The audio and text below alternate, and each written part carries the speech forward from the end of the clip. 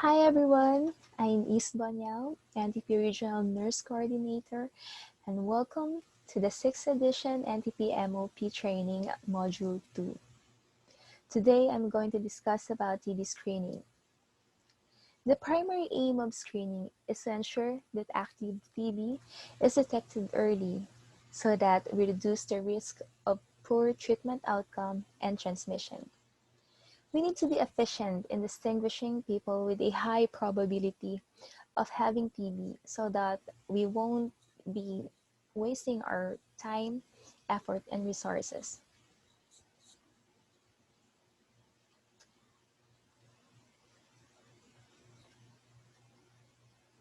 We have 5 learning objectives for this module.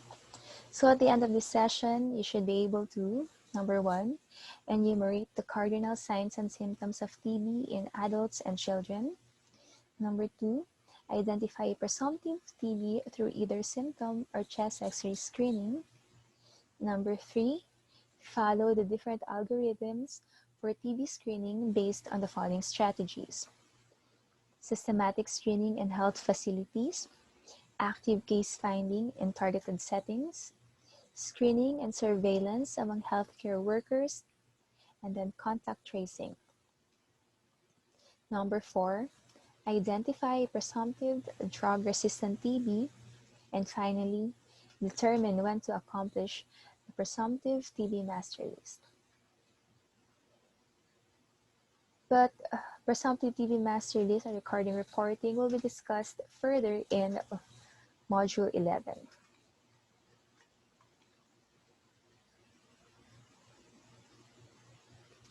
Okay, but before that, let us be familiar with some of the new terms of the 6th edition NTP MOP. Now, systematic screening for active TB refers to the systematic identification of people presumed to have active TB in a predetermined target group using tests, examinations, or other procedures that can be applied rapidly.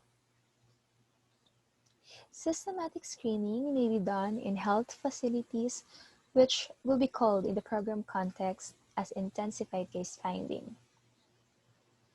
Active case finding, on the other hand, will refer to screening that is implemented in the community, specifically bringing chest X-ray services to the community via a mobile van. Case finding in the community through house-to-house visits and using symptom screening is called enhanced case finding. Now, an example of screening tools are asking for TB symptoms and chest X-ray, or CXR. Now, another term, symptom-based screening, refers to screening using any of the 4 TB signs and symptoms. The 4 cardinal signs and symptoms of TB are 2 weeks duration of any of cough, fever, and night sweats, or weight loss. CXR is a more sensitive TB screening tool than symptom screening, and hence will detect more TB cases than symptom screening for the same number of screened individuals. This is another term for our latest MOP, health facility with TB services. Now, this refers to a healthcare facility, whether public or private, that provides the entire spectrum TB services in accordance with the policies and guidelines of the National TB Control Program, DOH. This was formerly referred to as DOTS facilities.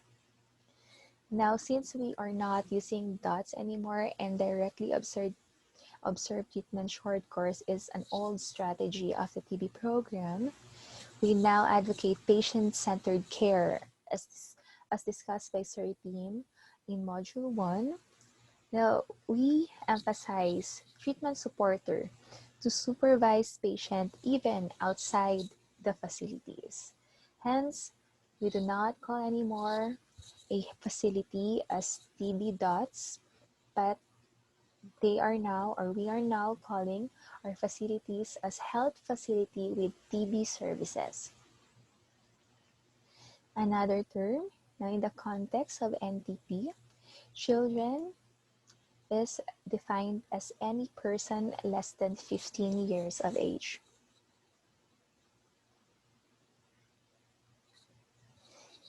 Another term is close contact. So this is a person who shared an enclosed space, such as the household, a social gathering place, workplace, or facility, for extended periods within the day, the index case during the 3 months before diagnosis of TB. So in the program context, you can further differentiate between household contacts and close contacts outside the household. Index case, on the other hand, refers to the initially identified TB case of any age in a specific household or other comparable setting in which others may have been exposed.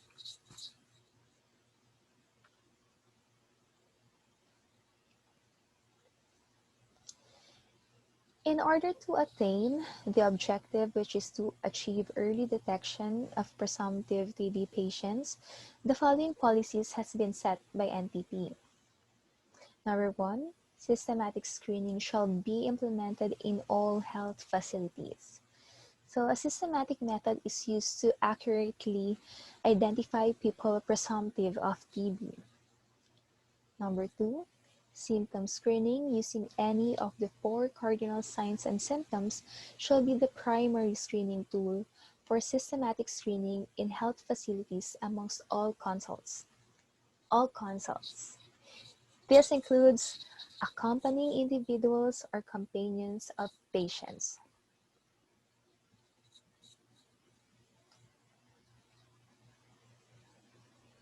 And number 3, screening by chest X-ray shall be offered in health facilities among all consults who do not have TB symptoms.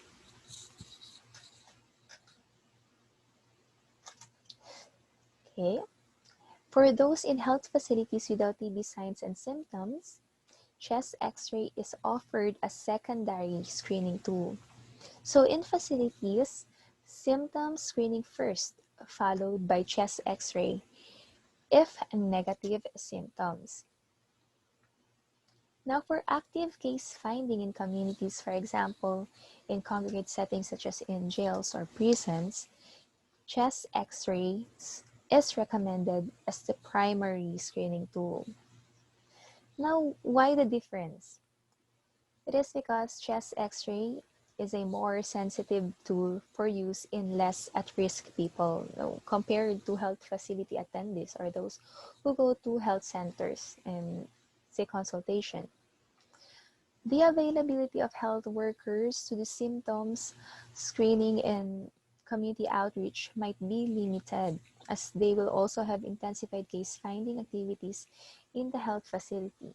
Thus, a simplified algorithm might make it more convenient for participants, such as shorter lines for the interview. So right there and then we just conduct chest X-ray screening for all high-risk individuals in high-risk settings.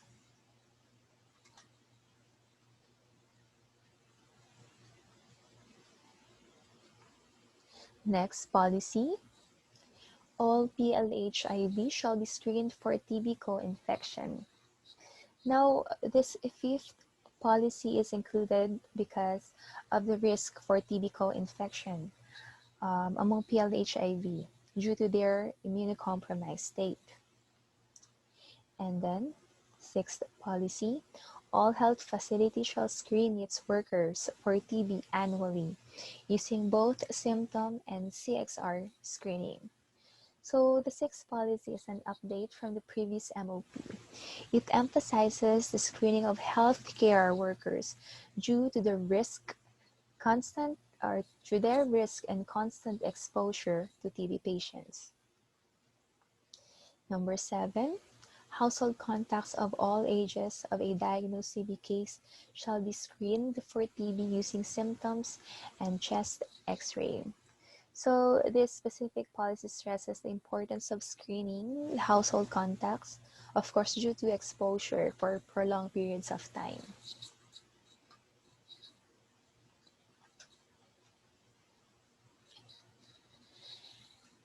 Now we are going to discuss screening for four settings or groups. So we have screening in health facilities, which includes PLHIV, attending the clinic. So how we are going to screen them. So this is termed as intensified case finding. And then we are also going to discuss screening in communities, or what we call now active case finding. Once again, when we say active case finding, it is in the community and we bring chest x-ray services closer to them. That's active case finding. And then we also have screening for health workers. And then we will also discuss about how are we going to screen the contacts. So first, we shall discuss the screening procedures in health facilities.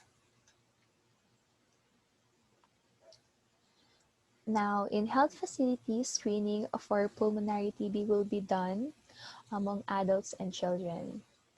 Likewise, you should be aware of the signs and symptoms of extrapulmonary TB to identify presumptive EPTB for diagnosis or referral.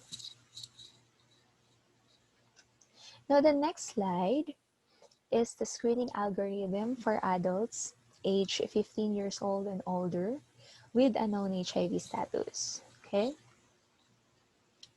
Now, all adults consulting the health facility for whatever reason should be asked for the cardinal signs and symptoms of TB.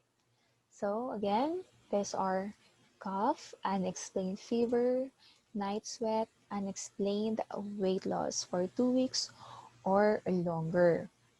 So all adults, okay? Regardless kung ni-anha pa siya because of hypertension, because of diabetes, or nagpalimpyo og samad, no, we will be asking them for these cardinal signs. Now, if any of the cardinal signs and symptoms is present, we will identify the patient as presumptive TB. Now, if there is no cardinal signs and symptoms, or if there is but less than 2 weeks lang, we will offer chest x-ray as screening. A chest x-ray PA upright view will be requested, and CXR can be offered if it's not yet done in the past year. No? Hence, we recommend annual chest x-ray screening. But for pregnant women, a written consent shall be taken and abdominal protective shield shall be used. Okay. Now, if chest x-ray is suggestive of TB, once again, we identify that patient as presumptive TB. Now, if chest x-ray is not suggestive of TB, that is the end of screening. Provide information, health education na lang ta about TB signs and symptoms, and patient may proceed with consultation for other diseases as applicable. Now, all presumptive TB should be tested for bacteriological confirmation with an Xpert test. Now, DSSM or TB lump, if we have that, are alternative tests if Xpert is not available.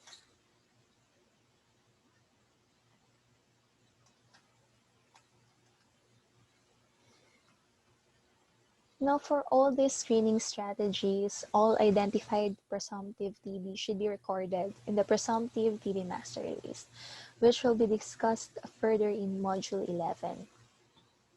History of treatment and exposure to a drug-resistant TB should be asked to determine the risk for drug-resistant TB or DRTB. Now, the following are considered presumptive drug-resistant TB or high risk for drug-resistant TB. So they are those who has had a history of TB treatment or the retreatment people, contacts of confirmed drug-resistant TB, and those non-converter of drug-susceptible TB regimens.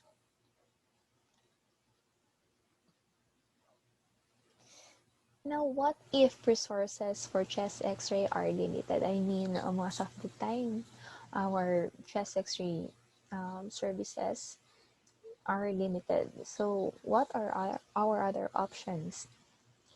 So, most often, our sources of CXR is through project initiatives. So, most of you, or if not all of you, availed of the free X-ray services last year or in the past year from PBSP, or you have had PhilHealth benefit claims under UHC, or you take that from your PhilHealth reimbursements, or local government investment. So now, if still these resources are limited, so our options would be,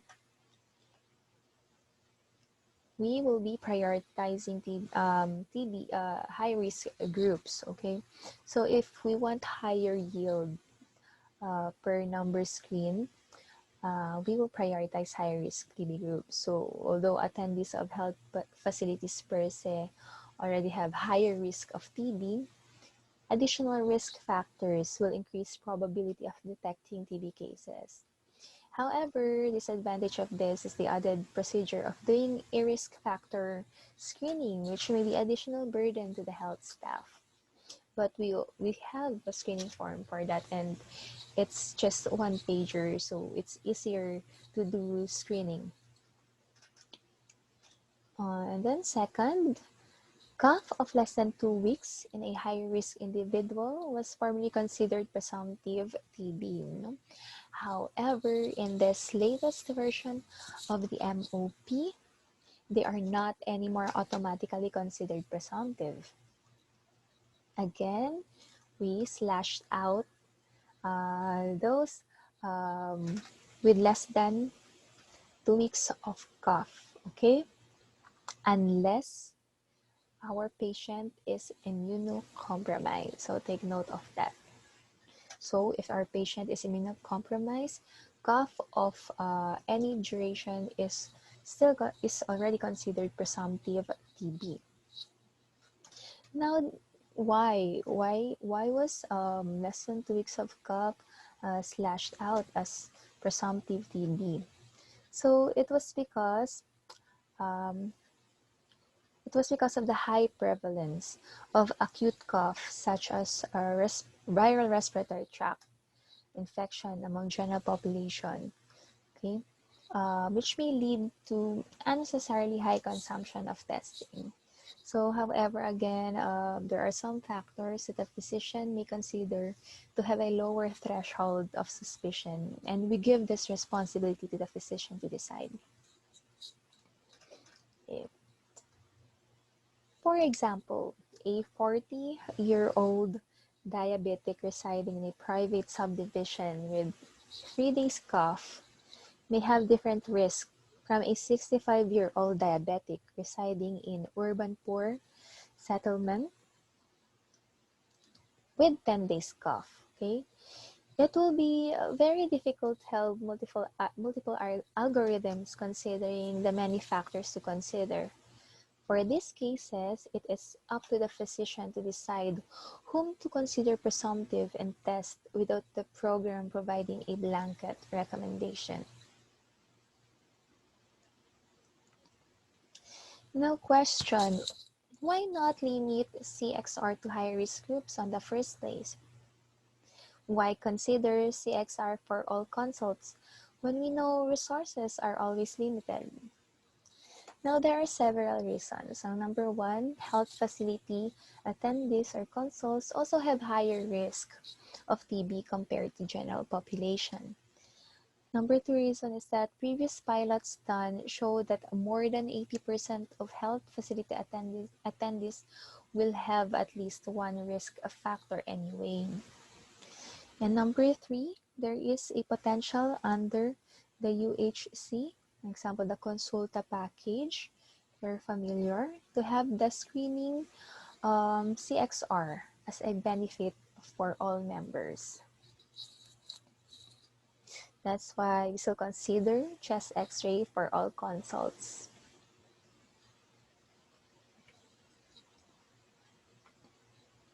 Now, these are the TB high-risk groups that may be considered in the previous slide's discussion. So note that the first two, PLHIV, or people living with HIV, and contacts have a separate guidance, such as lower threshold for symptoms. So again, less than 2 weeks among PLHIV, or use of Xpert for drug-resistant TB contacts if chest x-ray is not available. So this will be discussed in subsequent sections. So other than those high-risk groups, we also have those with history of previous TB treatment, our elders, the diabetics, smokers, urban and rural poor or the indigents, healthcare workers, and those with immunosuppressive medical conditions.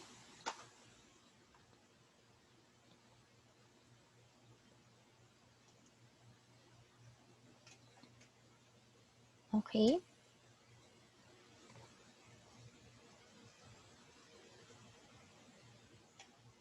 Let me just choose my arrow. Now, for persons living with HIV, this is the screening procedure, and it is slightly different. So the main difference here is that the presence of the 4 cardinal signs and symptoms of any duration, as mentioned earlier, should be already considered positive symptom screen, and they should be immediately identified as presumptive TB and must be tested. So it is recommended to have a screening of the symptoms every visit, okay, of the PLHIV here. So if yes to one or more than one of the criteria, we collect one sputum sample and have it Xpert tested. So this is every visit. We always ask for the signs and symptoms of the patient. Now, at the time of diagnosis and every year, we ask for the signs and symptoms, plus we do chest x-ray. Now, if even just one or more of the criteria and or we have chest x-ray suggestive of TB, we collect one sputum sample and then we have it Xpert tested or sputum smear microscopy tested. Now, if there is no symptoms and chest x-ray is not suggestive of TB, that's the end of screening for our PLHIVs. Okay, that's for PLHIV screening. Now, we move on to screening for pulmonary TB in children. Again, we consider our patient a child if he or she is less than 15 years of age. That is in the context of TB program. Now, for screening among children, all should be asked for TB signs and symptoms when they consult the facility. So these are the 3 most sensitive signs and symptoms of TB in children. Cough or wheezing of 2 weeks, especially if unexplained, meaning not responsive to treatment with bronchodilators or antibiotics. Next symptom is unexplained fever of 2 weeks or more. And then next, unexplained weight loss or failure to thrive. Patients with any of these 3 should be considered presumptive TB in a child. Just at least one of the 3 of the signs and symptoms. We already tagged the child presumptive TB. Now, if the child is a contact of a known TB case, presence of any other symptoms such as fatigue, reduced playfulness, decreased activity, or anorexia for 2 weeks or more should already be considered presumptive TB. Therefore, we really need to probe deeper and have lower threshold of suspicion for child contacts. Now, if you notice, in our previous MOP, the scoring system to identify presumptive among children is the 3 out of 6 signs and symptoms, right? If you remember. Now, that is already slashed out as well, and it will not apply anymore. So this is our new screening for PTB in children.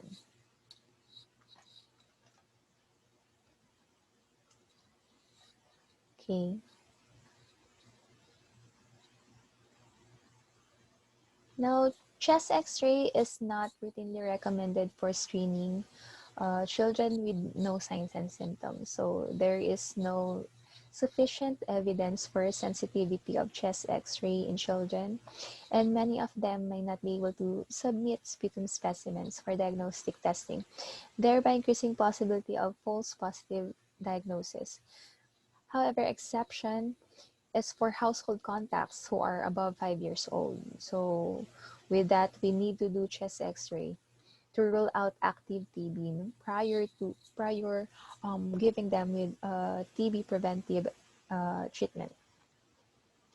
That will be discussed in another module. So, however, if the child presents in the health facility with a chest X-ray result that's suggestive of TB, investigation still warrants is still warranted, so that child should be identified as presumptive TB.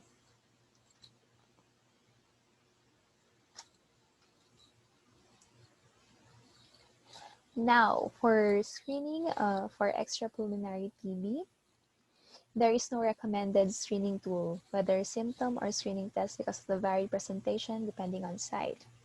Hence, all health workers should be aware of the different presentations of EPTB and have a high level of suspicion when patients of any age present with any of the following. So we have number 1, Gibbus, especially of recent onset, resulting from vertebral TB.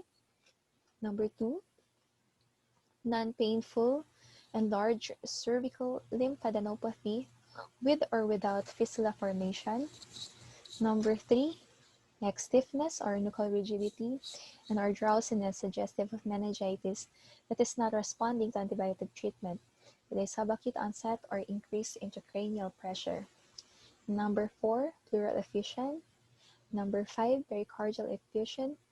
Number 6, distended abdomen with ascites. Number 7, non-painful and large joint. And number 8, signs of tuberculin hypersensitivity. Example, thick annular conjunctivitis and erythema nodosum. Now, if present, consider presumptive extrapulmonary TB. Proceed with diagnostic testing using extrapulmonary TB specimen or refer to a specialist if the facility is not capable of collecting such specimen. Further workup might also be required. Now, that is our screening for TB in children and extrapulmonary TB. Moving forward, we have a screening strategy and procedure for communities, congregate settings, and targeted settings. Again, this is through mobile chest X-ray services.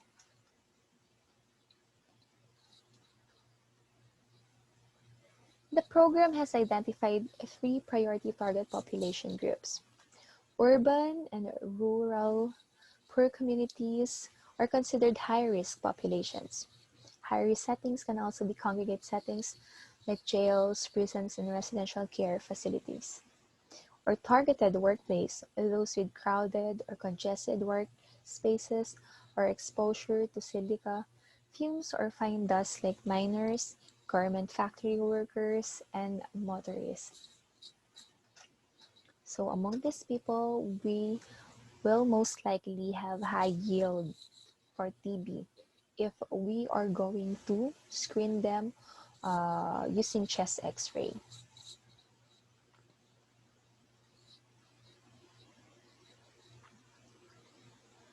Okay, so this is just how we prepare for active case finding activity. So once a year, through Philippine Business for Social Progress, through their generosity, we visit your RHU or your municipality and conduct active case finding.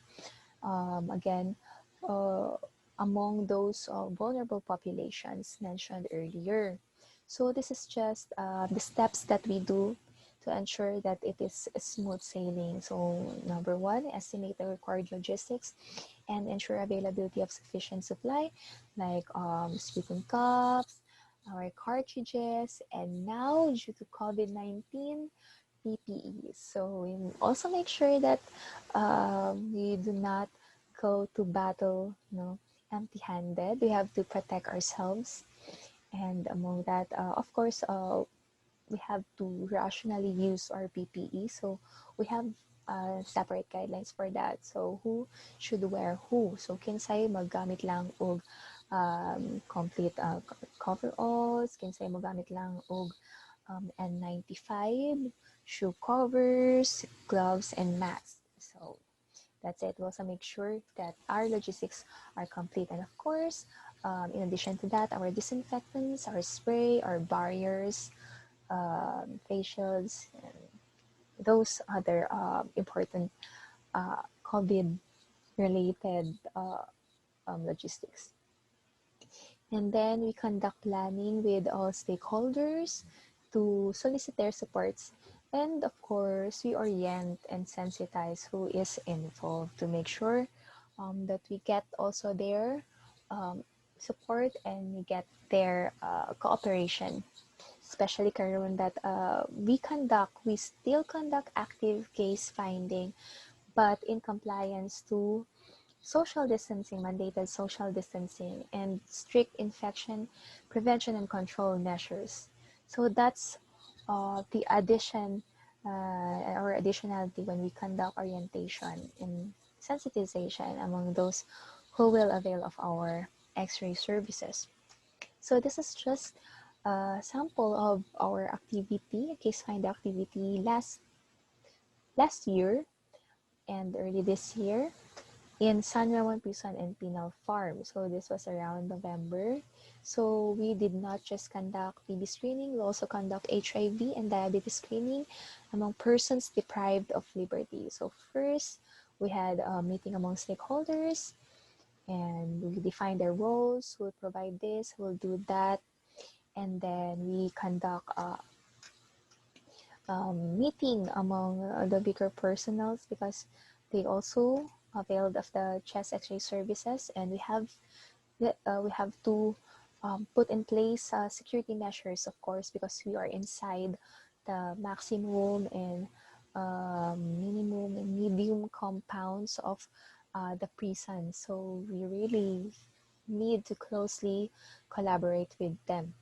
And then, of course, we will also do that once we visit your areas. So we will be coordinating you, asking you for a list already of identified presumptive TB patients or those who are qualified for chest X-ray services, so that we will have high yield of TB patients.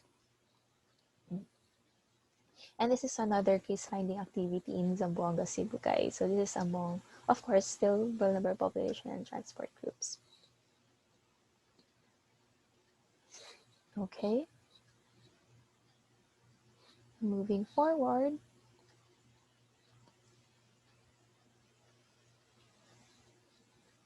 now as mentioned in the policy section, the screen all approach using CXR is recommended for active case finding.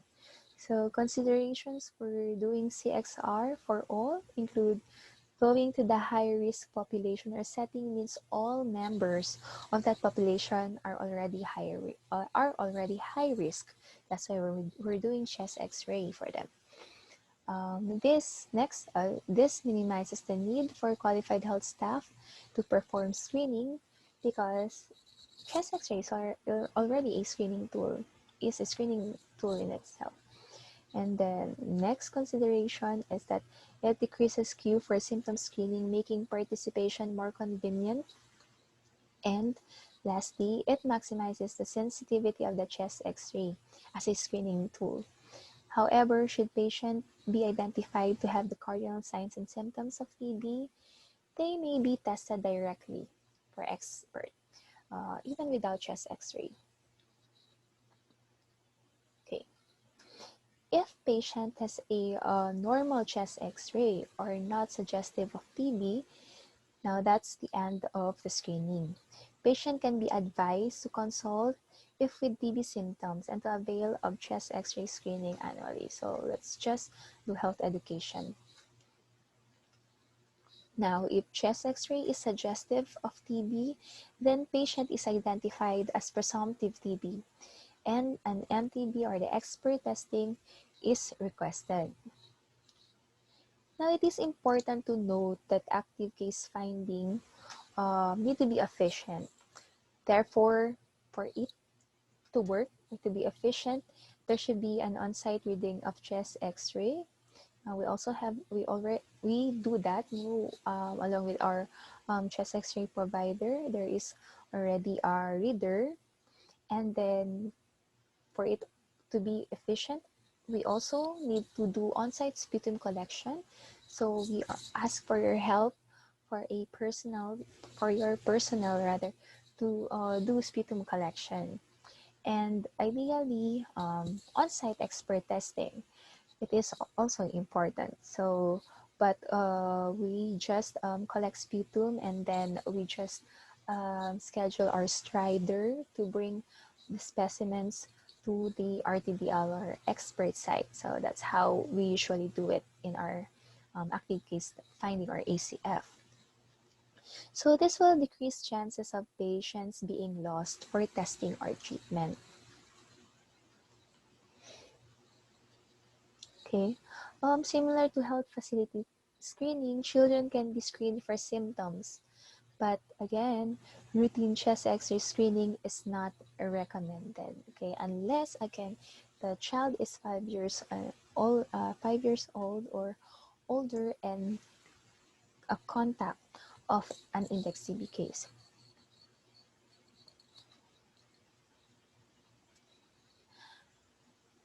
As in the health facility screening, all identified presumptive TB should be recorded in the presumptive TB master list, and history of treatment and exposure should always be asked. Okay, history of treatment exposure to drug-resistant TB should be asked to determine risk of drug-resistant TB. Now, for all ACF activities, indicate also the total number of clients screened using chest X-ray in the presumptive master list so that we can compare on how much is the yield. And the total of and a tally rather of ACF activities will be included in the back cover page of the master list. And this will be discussed further in Module 11 in the recording and reporting lecture. Okay, we are nearing to our last few slides. Final note on ACF. So I'll just read this one out. So between ACF activities, enhanced case finding, or what we call surveillance, easier to remember, should be installed and maintained. This is especially applicable to congregate settings. So all those who have any of the cardinal signs and symptoms of TB should be identified as presumptive TB and referred to the health facility.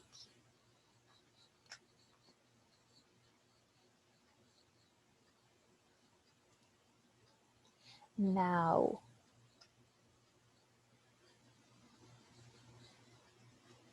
in this current edition of the NTP MOP, we are emphasizing the need to screen and to do surveillance among healthcare workers.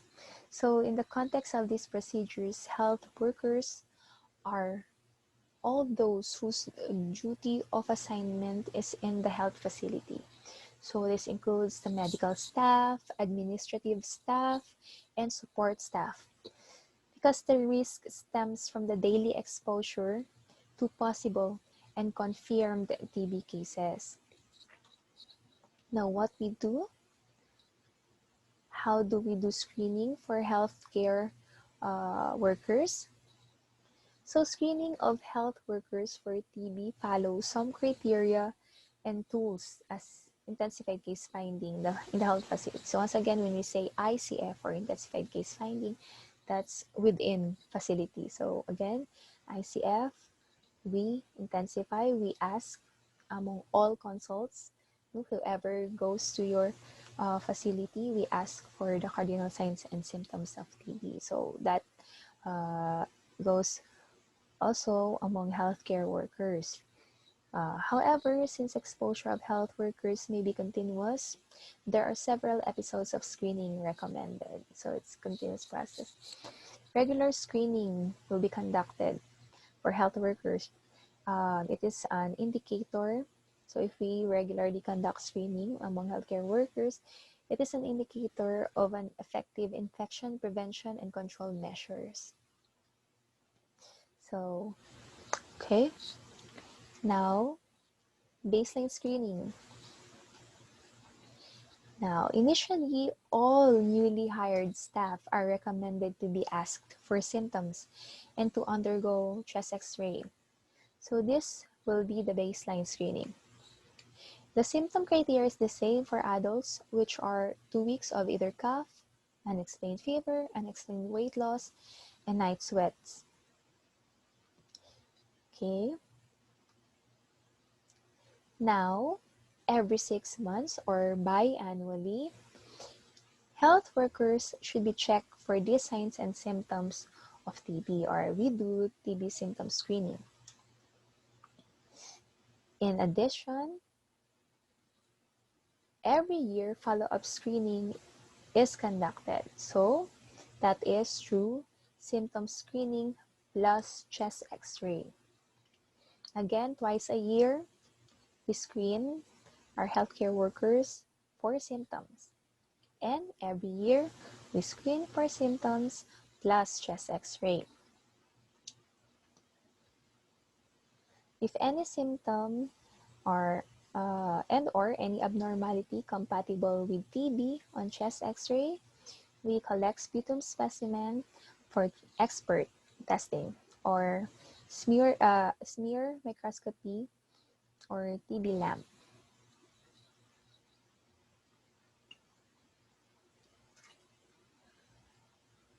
So like how we do it in the community, we still have to orient and do sensitization to our healthcare workers prior to TB screening activity.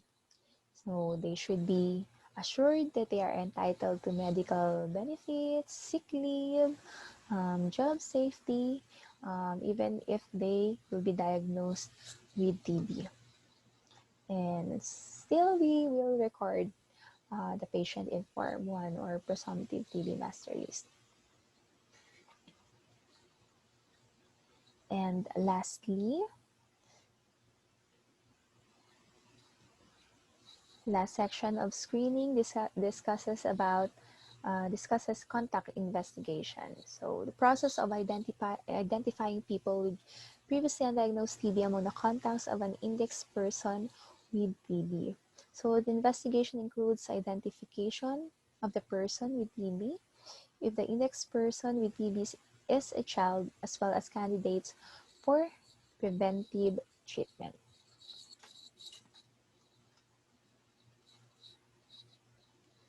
So this is how we do contact tracing.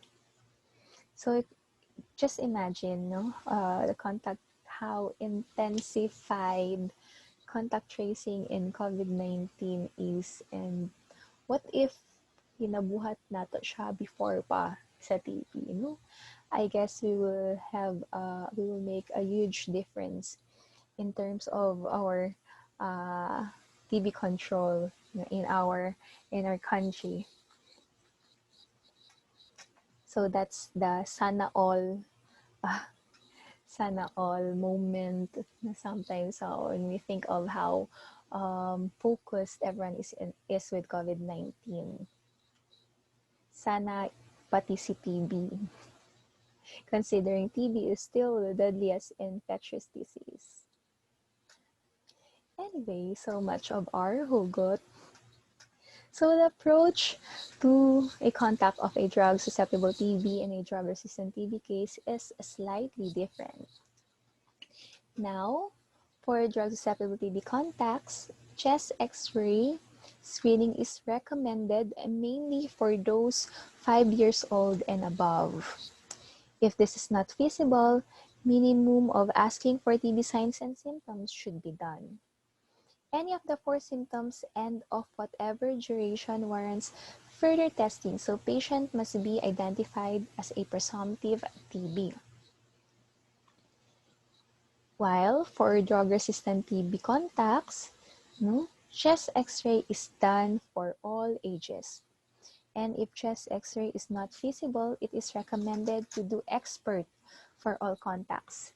So this more aggressive approach to drug-resistant TB contact screening is due to the greater consequence of missing an active drug-resistant TB, such as severe morbidity, mortality, and transmission to others.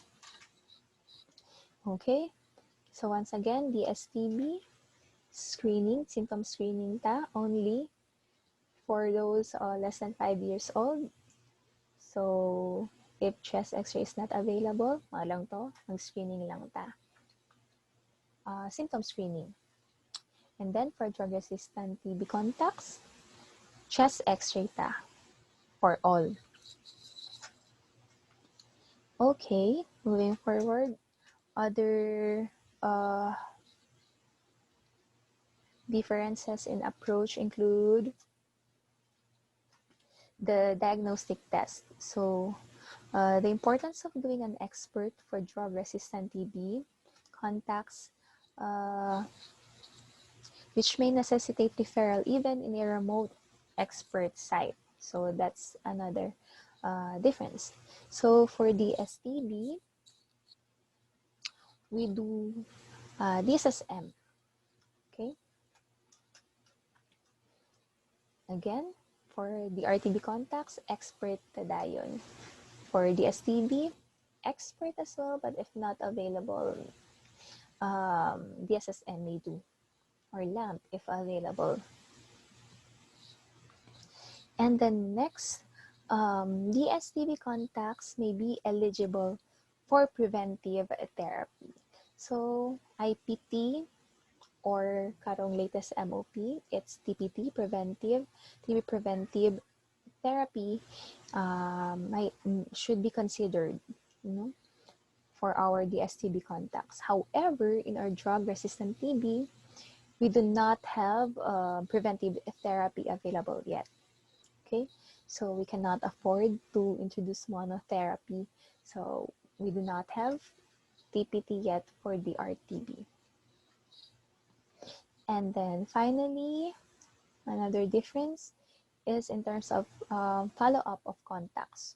So follow-up is the same every 6 months, symptom follow-up, and every year chest X-ray for the next 2 years. Okay.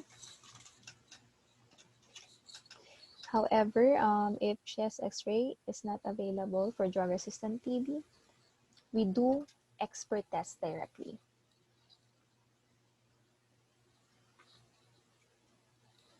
Okay, this is our last slide for Module 2. So this is just some remaining reminders for contact investigation procedure.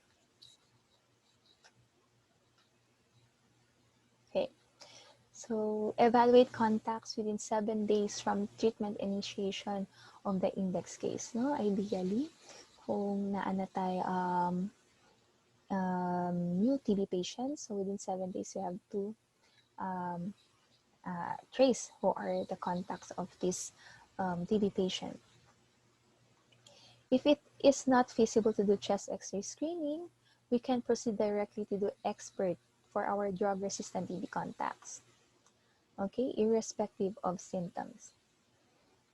Educate all contacts about signs and symptoms and advise to consult immediately if this develops.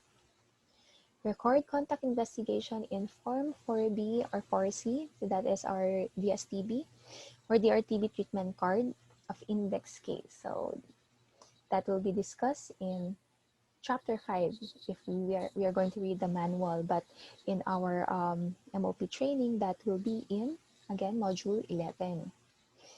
Lastly, if active TB is excluded, check eligibility for TB preventive treatment. Okay, so that's our last slide for Module 2, TB screening. Now, let's prepare to answer our exercise 1, identifying presumptive TB. So thank you for your kind attention. Once again, this is Espanyol of TB program for Module 2. See you in our next module.